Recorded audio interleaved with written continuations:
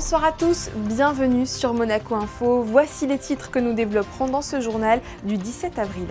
C'est l'un des principaux ports français et méditerranéens. Le port de Marseille-Fos a adhéré officiellement au SIA-Index du Yacht Club de Monaco, un référentiel qui permet d'évaluer les émissions de CO2 des navires de plaisance de plus de 25 mètres. Au Sénégal, la visite d'Isabelle Béro Amadei se poursuit.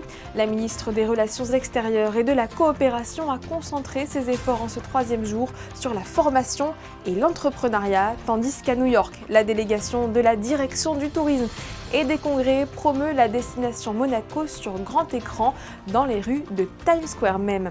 Et puis elle a formé des légendes du football. L'académie de l'AS Monaco FC fête ses 50 ans dimanche. Nous serons en duplex avec son directeur Sébastien Nuet.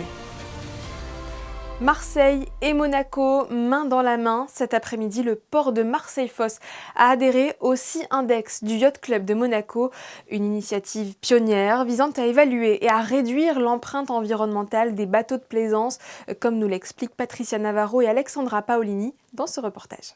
Les ports de la Méditerranée sont en première ligne face aux enjeux climatiques. Pollution, biodiversité, gestion des déchets, autant de défis auxquels doivent répondre les acteurs du secteur maritime. Dans ce contexte, plusieurs initiatives ont vu le jour pour rendre la plaisance plus durable. Le Yacht Club de Monaco a pris le leadership en la matière, en créant notamment en 2020 un outil à destination des bateaux de plaisance, le SIA-Index, auquel le port de Marseille-Fos vient d'adhérer. C'est totalement une reconnaissance et c'est une reconnaissance qui va dans plusieurs sens. D'abord, c'est une reconnaissance de notre SIA-Index et puis c'est aussi la preuve que nous travaillons ensemble à toute cette problématique de décarbonisation des grands yachts, mais aussi du yachting, et ça c'est vraiment très important. Donc on a passé le stade de la prise de conscience et pour rentrer dans l'acte, puisque le SIA-Index est quelque chose qui mesure et qui incite les propriétaires à agir, et on a déjà beaucoup de résultats, on est assez satisfait de ça, et que les autres ports s'associent à ça, ça va démultiplier nos efforts. Au Yacht Club de Monaco, cette transition vers plus de durabilité passe donc par l'innovation et la sensibilisation. L'adhésion du port de Marseille-Fos est une reconnaissance de la pertinence du SIA-Index qui permet d'orienter et d'encourager les pratiques plus responsables. Le SIA-Index tel qu'il est proposé, c'est un outil qui permet de mesurer les attentes environnementales, les exigences environnementales.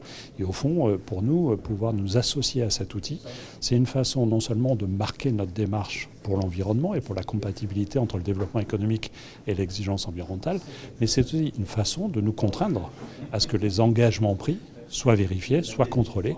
Et c'est donc une façon aussi de légitimer notre action par le contrôle citoyen. Entre Monaco et la grande région marseillaise, une même ambition, donc faire du nautisme un secteur plus responsable. À travers cette adhésion, le port de Fos rejoint un réseau d'une vingtaine de ports, principalement de Méditerranée, mais également situés aux Caraïbes et aux Seychelles. Direction le Sénégal pour la suite de notre série de reportages consacrée à la première visite d'Isabelle Béro Amadei dans le pays d'Afrique de l'Ouest. Une visite qui permet à la ministre des Relations extérieures et de la coopération d'aller à la rencontre des partenaires de la principauté qui œuvrent sur le terrain, notamment en matière d'insertion professionnelle. Émilie Rousseau, vous êtes sur place avec Sylvain Péroumal pour suivre ce déplacement.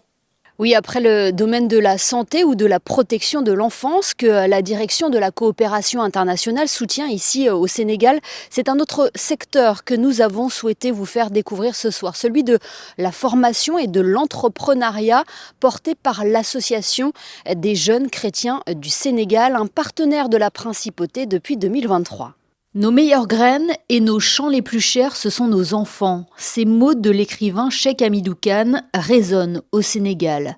Avec un taux de chômage qui dépasse les 23%, la future génération a un rôle à jouer pour l'avenir du pays.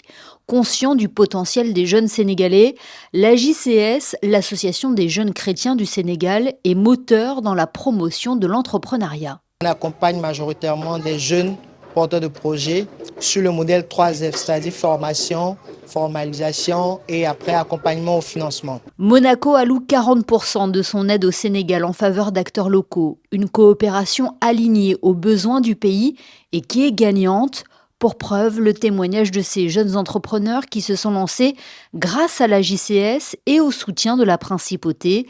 Des sociétés dans le secteur de l'aquaculture, de l'élevage, de la communication ou de l'éducation. Exemple concret dans la petite enfance avec Marguerite Sarr. En 2020, elle a lancé Angers Christine, une garderie qui a grandi au fil des années. À ses débuts, elle accueillait 3 enfants. Aujourd'hui, ils sont 64. J'ai commencé avec de faibles moyens et juste quand j'ai eu la connaissance de AGCS, c'est venu vraiment au bon moment. Parce qu'il me manquait du matériel didactique, il me manquait des jouets. Et vous savez ici, les parents, on parle des enfants, mais les parents, ils sont beaucoup plus intéressés par les jouets. Parce que quand ils viennent, ils peuvent voir le confort, mais sans les jouets, ils sont découragés, ils vont aller voir ailleurs.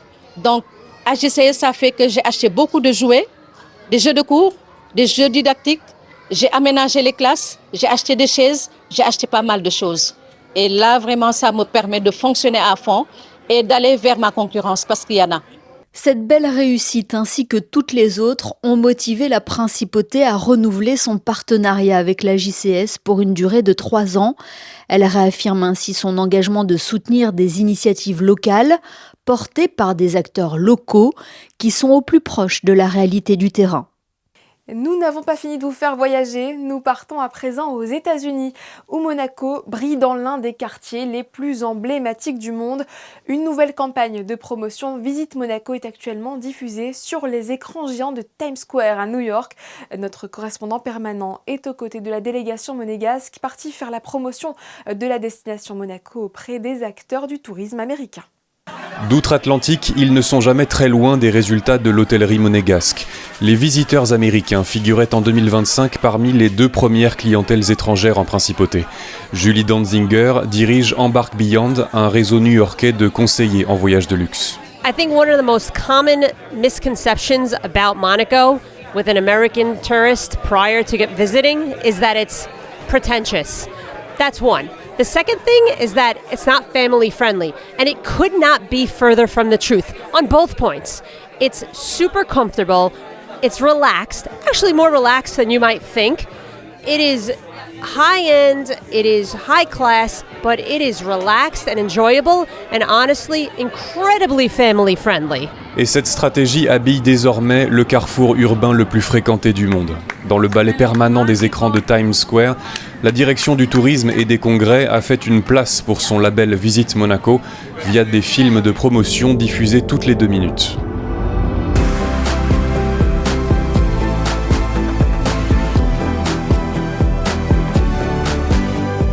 Ce lieu et ce format permettent de renforcer de façon significative la diffusion de notre message. C'est un lieu mondialement connu, iconique, qui permet de toucher, on estime, environ 1 million de personnes par jour. Il n'y a pas de meilleure plateforme pour aller développer la notoriété de notre destination auprès d'une audience à la fois américaine mais aussi internationale, puisqu'en fait le monde visite Times Square et ça permet donc de donner un élan à cette campagne absolument unique sur un marché extrêmement stratégique, puisque le marché américain est le premier marché de la destination sur la saison estivale. Et dans ce marché, la direction du tourisme et des congrès compte depuis 2022 sur un intermédiaire spécialisé, l'agence DCI, chargée de promouvoir la principauté auprès des professionnels du tourisme aux États-Unis. U.S. travelers value efficiency, accessibility, and also a feeling special when they choose where they're going. And so Monaco fits all of that criteria. And our job is to make sure that those travelers know that up front. And that is why the Monaco Everything at Once positioning really connects to the American audience, because we are tapping into the need for or the desire to be able to do a lot of activities, whether it's going to a major sporting event and then having a wellness experience or a cultural experience, perhaps in the same day, but definitely in the same trip and within the same country. And so we're really pushing that message to the right audience here in the US that values those messages, those key points. Un public américain également spectateur de la dématérialisation des agences de voyage aux États-Unis, où 80% des conseillers en tourisme travaillent aujourd'hui à domicile. Un modèle plus concurrentiel qui impose de renforcer la présence physique des délégations. Une dizaine d'hôtels monégasques de 3, 4 et 5 étoiles étaient ainsi représentés, dont l'Hermitage Monte-Carlo, dirigé par Guillaume Ranvier depuis janvier 2026, et le Columbus Monte-Carlo, conduit depuis 8 ans par Victoria Stevenson. L'hôtel Hermitage, c'est avant tout l'héritage d'une époque et puis d'une destination qui est Monte-Carlo. Et notre responsabilité en tant qu'hôtelier, c'est de préserver celui-ci, tout en étant capable de le faire s'exprimer dans une époque qui est la nôtre. Mais on sait que cette clientèle, et notamment américaine, est extrêmement attachée à l'aspect historique et de revivre une forme d'époque, de savoir-vivre et de savoir-être qu'on se doit, nous tous, à travers les équipes, de pouvoir leur transmettre cette sensibilité, cette émotion. Le Columbus Monte-Carlo est un établissement qui est différent de beaucoup d'établissements à Monaco, déjà par sa situation géographique. Et je pense que c'est vraiment ce qu'on met en avant vis-à-vis de la clientèle américaine. C'est un petit bijou au sein de Monaco, dans un quartier très privilégié, Living Like a Local. Et c'est vraiment cet élément-là qu'on met en avant, le côté discret, mais en même temps lifestyle de l'établissement. Et je pense que c'est quelque chose que recherche une clientèle américaine quand ils viennent en Europe, quelque chose de différent, qui surprend. En parallèle de cette nouvelle campagne de promotion diffusée sur Times Square, 7 villes américaines ont désormais des lignes aériennes directes vers l'aéroport voisin de Nice, un atout supplémentaire pour ces établissements. Retour chez nous, depuis 25 ans, l'association monégasque contre les myopathies, renommée récemment Only Project, soutient la recherche pour trouver un remède notamment à la myopathie de Duchenne, la plus répandue chez les enfants. Réunis sur 2 jours à Monaco, des chercheurs ont présenté leurs dernières avancées au Prince Albert II. Le président de l'organisation, Luc Pétavino, est au micro d'Alexandra Pani et Thomas Deus. Le souverain, depuis le tout début de la création de l'association monégasque contre la myopathie, aujourd'hui appelée Only Project, a accompagné toutes les actions que nous avons faites, que ce soit des levées de fonds, des tables rondes avec les scientifiques, des écrits, des voyages.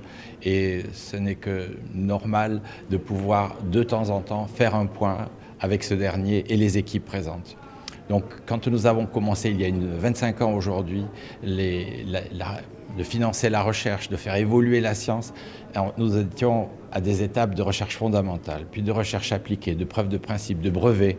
Et puis petit à petit, on s'est approché vers quelque chose de tangible qui pouvait éventuellement devenir une thérapie.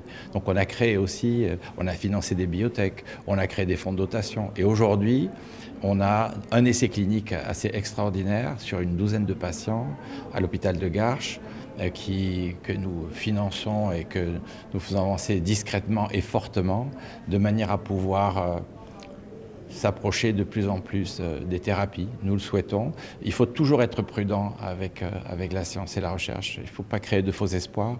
Mais la réalité, c'est qu'on peut commencer à en parler parce qu'on a passé le cap de la phase 1, de la toxicité. On est sur la phase 2A et on va la terminer probablement d'ici fin 2026.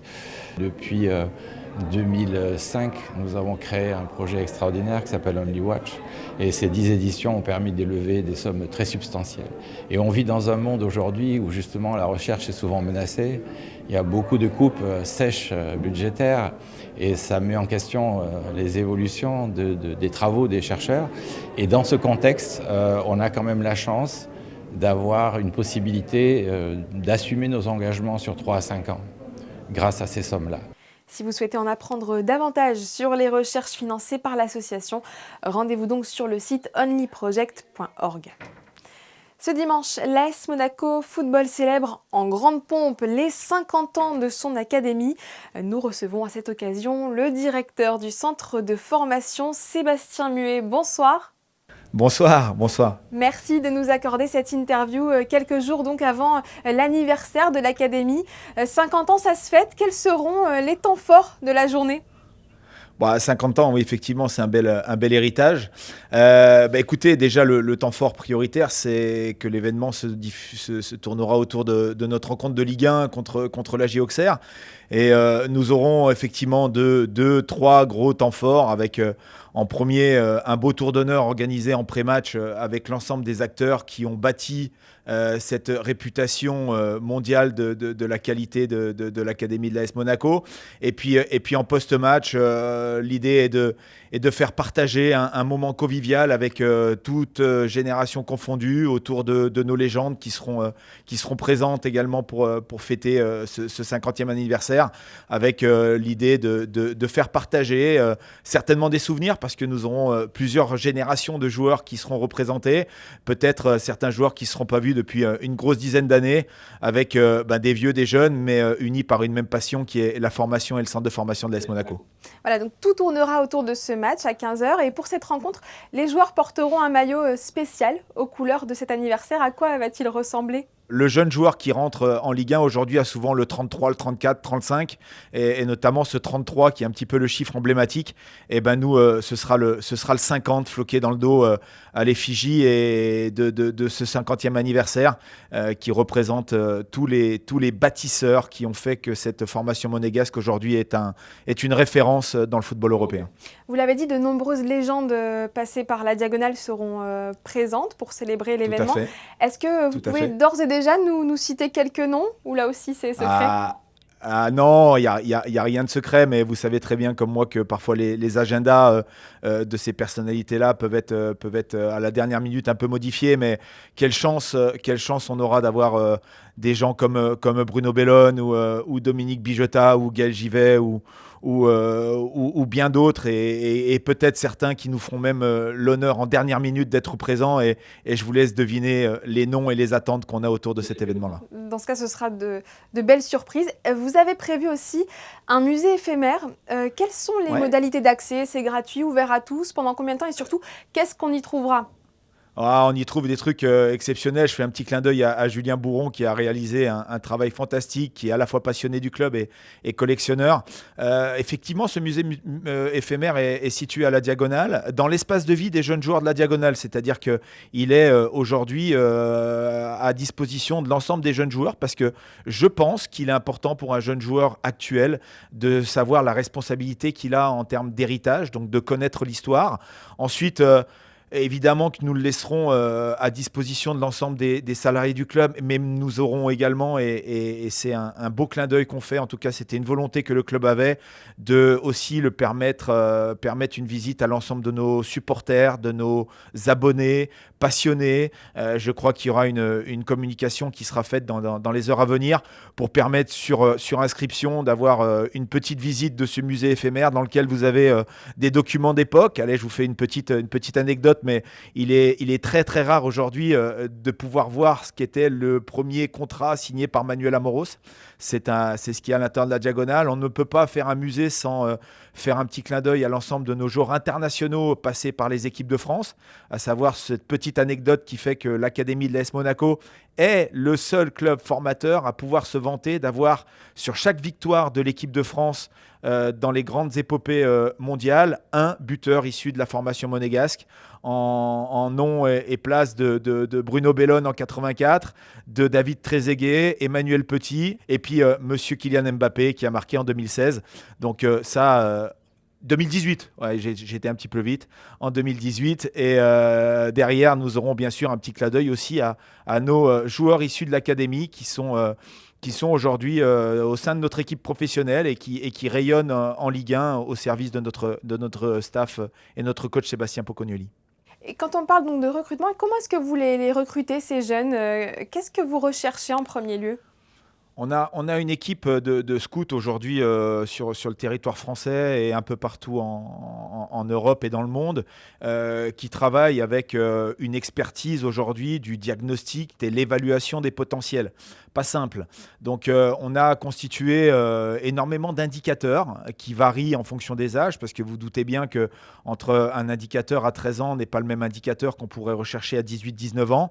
Et tout ça nous amène à évoluer une multitude de facettes du jeune joueur, Aujourd'hui, pour performer au plus haut niveau, il faut d'abord peut-être une personnalité, un caractère, un état d'esprit qui soit spécifique, qui soit engagé dans le travail. Et puis derrière, le football vous amène obligatoirement à parler de qualité athlétique, à parler de qualité et de maîtrise de l'ensemble des gestes techniques, de connaissance du jeu, d'analyse du jeu. Vous savez, c'est très vaste.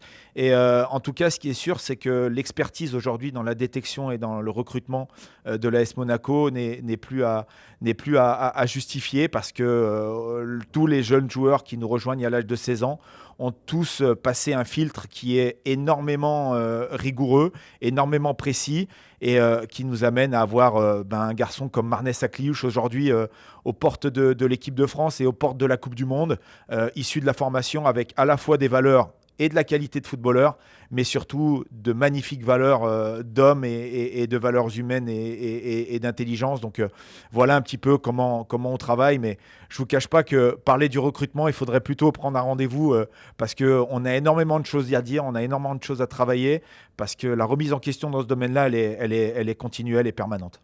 Merci infiniment Sébastien Muet d'avoir répondu à nos questions. Merci. Merci beaucoup. Officiellement reconnu comme un sport cérébral, les échecs, vous le savez, ont une place importante à Monaco. Deux grands noms de la discipline se sont opposés ces derniers jours en principauté. Un duel présenté comme le clash des générations, réunissant une étoile montante et un ancien champion du monde. Gaëtan Lebrun et Julien Laugier ont assisté à la finale. Regardez. À seulement 14 ans, le prodige turc Yagiz Erdomus est en train d'écrire l'histoire des échecs mondiaux. Le jeune grand maître mène 4-1 face à l'ancien champion du monde Veselin Topalov avant la 6e et dernière partie qui se déroule aujourd'hui. Grâce à cette avance acquise hier, Erdomus est devenu le plus jeune joueur de l'histoire à franchir la mythique barre des 2700 points Elo. Donc c'est absolument remarquable. Pour vous donner une idée, Magnus Carlsen, qui est champion du monde et toujours numéro 1 mondial, a franchi cette barrière à 17 ans. Et l'ancien record était détenu par un jeune Chinois de 15 ans et 10 mois, il me semble. Donc Yagiz bat ce record de plus d'un an. Ce clash des générations est organisé par la Fédération monégasque des échecs avec le soutien du mécène turc Evren Ugok, très engagé dans le développement de la discipline. Eh bien, Evren est résident à Monaco, donc il a une passion sur les échecs. Donc nous avons donc une passion commune. Il adore les locaux du Cercle d'échecs de Monte-Carlo, qui sont un véritable musée. Et là, ça nous permet, quand on organise un match entre deux joueurs, de pouvoir le faire au club. Et on a transformé le club spécialement pour l'occasion. Mais tout reste encore à confirmer ce soir. En cas de défaite dans cette ultime partie face à Topalov, le Turc pourrait immédiatement repasser sous les 2700 Elo, même si son ambition maintenant est de devenir le seul joueur de l'histoire à atteindre la barre des 2900 points. Un peu plus de légèreté à présent avec ce spectacle des ballets de Monte-Carlo coproduit avec le Printemps des Arts. Différents compositeurs ont relevé le défi, celui de créer un mini-ballet à partir d'une œuvre musicale qui n'a pas été écrite pour la danse. La première de miniature avait lieu hier soir. José Sacré, Julien Laugier et Clélia Renaud. Accueillis par Jean-Christophe Maillot et Bruno Mantovani, Son Altesse Sérénissime le Prince Souverain et Son Altesse Royale la Princesse de Hanovre, présidente des Ballets de Monte-Carlo et du Printemps des Arts, ont assisté à l'Opéra de Monte-Carlo jeudi 16 avril à la première représentation de Miniature, un spectacle qui ouvre la célébration du 40e anniversaire de la Compagnie des Ballets de Monte-Carlo. On rentre vraiment dans le moment où on célèbre avec ceux qui ont accompagné, je dirais, tout au long de ces 40 ans, l'histoire de cette compagnie, puisque ce sont 4 chorégraphes qui sont tous issus de la Compagnie des Ballets de Monte-Carlo lorsqu'ils étaient danseurs, Jeroen, Francesco, évidemment Mimosa qui est toujours là, et Julien, et qui sont tous en train de développer une carrière de chorégraphe importante. Et donc il y a cette idée de la transmission, du passage de l'attitude du danseur à l'attitude du chorégraphe. Et donc, je leur ai demandé de venir partager avec nous cette soirée avec ces créations mondiales musicales et de se confronter à cette difficulté de répondre à une demande musicale sur laquelle ils n'ont pas eu de choix. Et c'est vrai que c'était une idée au départ de Marc Monet, qui curieusement d'ailleurs aujourd'hui résonne encore mieux parce que cette idée du miniature, c'est-à-dire un petit format de 10 à 12 minutes maximum, correspond assez bien à l'époque dans laquelle on vit où les choses sont énormément raccourcies, où on voit sur ces réseaux sociaux des choses qui durent très très peu de temps. Et finalement, le spectateur devient habitué à voir des choses qui sont peut-être un peu moins longues. Et là, il y a une variété incroyable puisque chaque pièce est très différente l'une de l'autre. Et toutes les 10 minutes, on a une nouvelle proposition. Donc c'est quelque chose qui effectivement retrouve ce qu'on avait fait il y a 23 ans et qui montre à quel point aussi peut-être l'idée qu'on avait eue avec Marc Monet à l'époque était novatrice.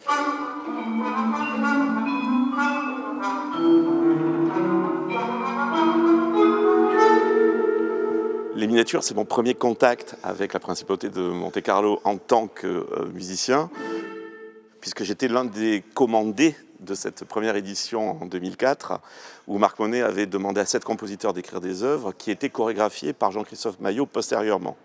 Donc c'est la première fois que j'ai rencontré Jean-Christophe, c'est la première fois que j'ai rencontré Monte-Carlo, et est née 22 ans après cette création l'idée de continuer ce projet en reprenant 2 pièces de l'époque et en passant 4 commandes de nouvelles pièces à 4 compositeurs chorégraphiés par 4 anciens danseurs de la compagnie. Alors les compositeurs, c'est moi qui les ai choisis. Ce sont des partenaires de vie depuis de fort longues années. Il me semblait intéressant d'avoir 4 personnalités très ouvertes sur d'autres arts que sur la musique, mais qui sont aussi des gens pour qui l'écriture a une force. Et avec votre ensemble, l'ensemble orchestral contemporain. Et oui, j'ai amené mon ensemble pour défendre ce répertoire, qui est un ensemble spécialisé, l'ensemble orchestral contemporain, dans la création et dans la musique de la modernité du XXe et XXIe siècle. Et voilà, j'avais grand bonheur dans ces esthétiques très différentes, mais très puissantes.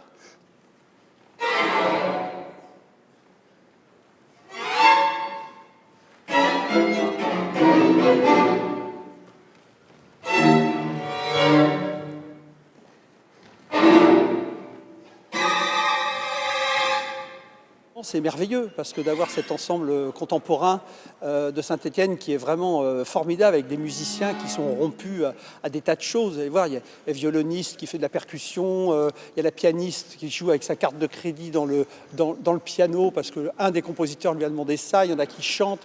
Toute cette folie-là correspond bien finalement aussi à la forme de folie que sont celles des danseurs et des danseuses de la compagnie des ballets de Monte-Carlo qui sont prêts à peu près à toutes les aventures.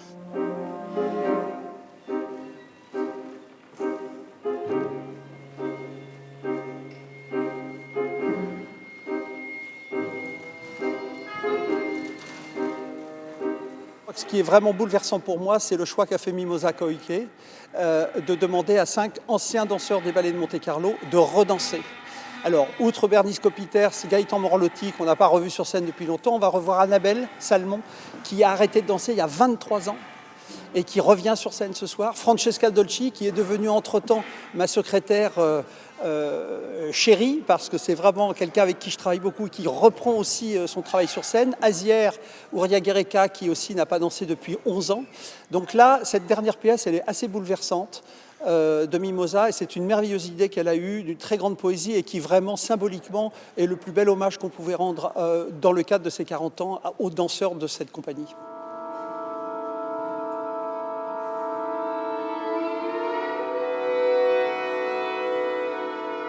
Miniature par les ballets de Monte-Carlo et l'ensemble orchestral contemporain, un spectacle dédié à la mémoire du plasticien scénographe Philippe Favier, à voir jusqu'au 19 avril à l'Opéra de Monte-Carlo.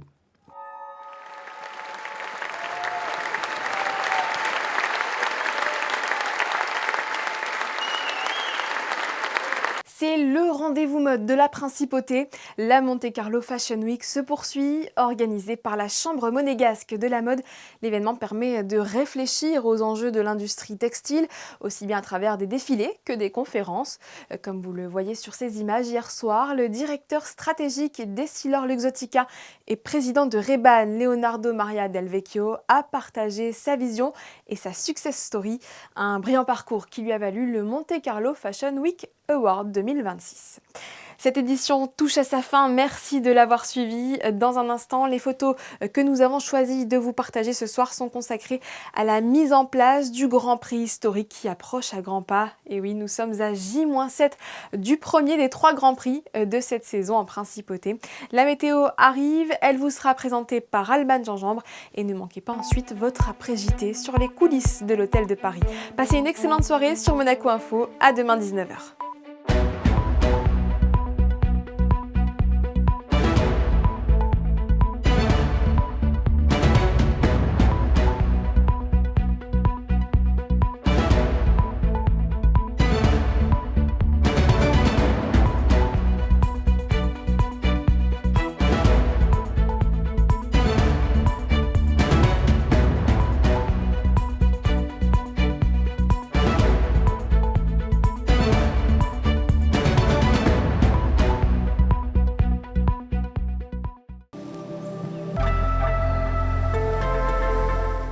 Bonsoir à tous, bonne nouvelle, le soleil nous accompagnera tout le week-end, la plage du Larvoto n'attend que vous. Demain, nous profiterons d'un beau temps en Principauté, très peu de nuages et un indice UV bien présent, des températures comprises entre 14 degrés le matin et jusqu'à 22 degrés l'après-midi, ressenti 30 au soleil.